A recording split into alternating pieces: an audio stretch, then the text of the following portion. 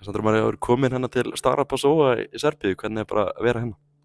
Það er bara rosalega góð tilfinning að hópurinn sé komin saman og það eru stórir leikir framundan og þetta er það sem maður er í fótbolta fyrir þessum ástæðum að komast á stórmót og þetta er bara upphafið af því verkefni. Þannig að maður er mjög glaður og spenntur. Eru á eina hérna lúxushótelinu í bænum, lítur að fara á vélum ykkur hérna? Já, þetta er rosa kósí og finnst svona sveit og þetta er rosa þægilegt.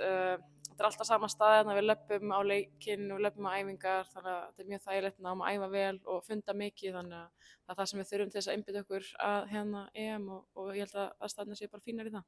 Og segja að séu bara í eins konar búblu hérna á þessu svæði? Já, það má í rauninni segja það. Þetta er alltaf sama svæðinu. Við erum ekki að fara neitt í rútu bara þegar við komum af og á flugvöll þannig að það er svo sem rosalega mikill kostur og maður getur bara einbeitt sér að því sem skiptir máli.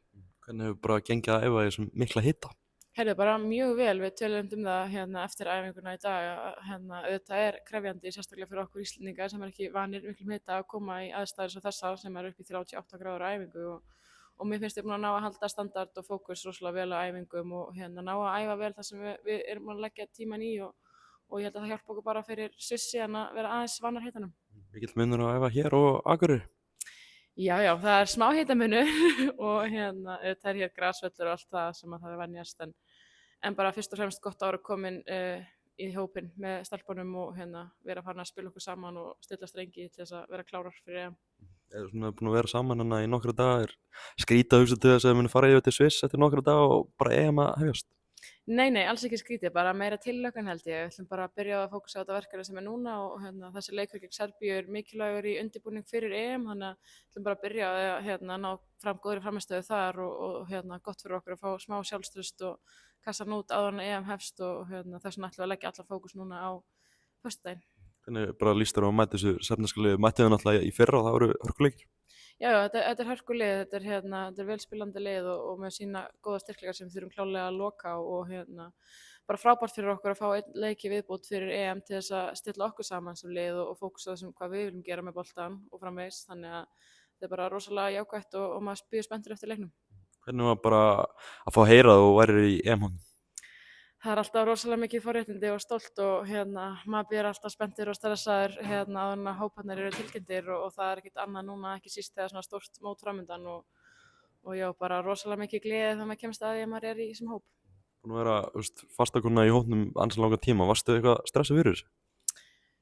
Já og nei, maður alltaf tekur sig ekki sem sjálfsefn hlut, þetta er eitthvað sem skiptir manni máli þannig að maður er alltaf stressaður en samt innst inni vissi maður að maður væri alltaf að fara að vera í hópnum. Þetta er annað stórmótið þitt, síðasta mót 2017, það eru núna 8 ár liðin frá því, manstu mikið af því móti? Ó já, ég man svo heldur betur eftir því, það var virkilega skemmtilega upplifun og bara rosalega margt sem maður getur nýtt sér líka bara úr því móti og tekið með inn í móti sem að koma núna, bara reynsla sem að maður þarf að smita frá sér til þeirra leikmanna sem hafa ekki farið á stórmót og bara að fá að upplifa þetta tvisvar er líka rosalega mikið forréttindi og bara rosalega skemmtilegt. Margt búið að gerast frá síðasta móti? Já, rosalega mikið búið að gerast, mjög mikla breytingar bara á leikmannahópnum og horfum á hann og bara leikstili liðsins sem spila alltaf með fótbolta við gerum þá og erum með aðra hluti sem við erum að fókusera og svo bara einstaklingsgæði sem við erum að spila upp á og já, maður alltaf bara að spila upp á hvert lið eins og það er í hverju sinni og bara spennandi. Fyrir þið persónulega líka, margt búið að gera síðan þá? Já, það er margt búið að gerast, það er alls konar búið að gerast náttúrulega eignast barn og maður er búin að spila erlendis og búin að spila heima aftur og búin að ganga gegnum meiðsli og búin að gera ýmislegt til þess að komast á þann stað sem maður er núna sem gerir þetta kannski bara ennþá meira svona, já maður er ennþá meira þakklátur fyrir þetta og bara glaður að hafa náð þessu, það er alls ekki sjálfsagt að vera í þessu landsliði og vera partur á þessum hóp þannig að maður er bara rosa stoltur að sjálfa sig hvað það varðar. 2017 móti, úrslitin voru ekkert frábær á því móti, markmiðið núna að fara upp á riðlunum í annað sinn í sögunni?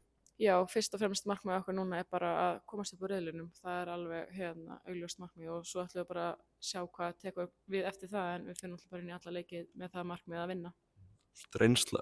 Reynslan að fara á svona stórmót, er þetta ekki bara hátundur ferilsins einhvern veginn?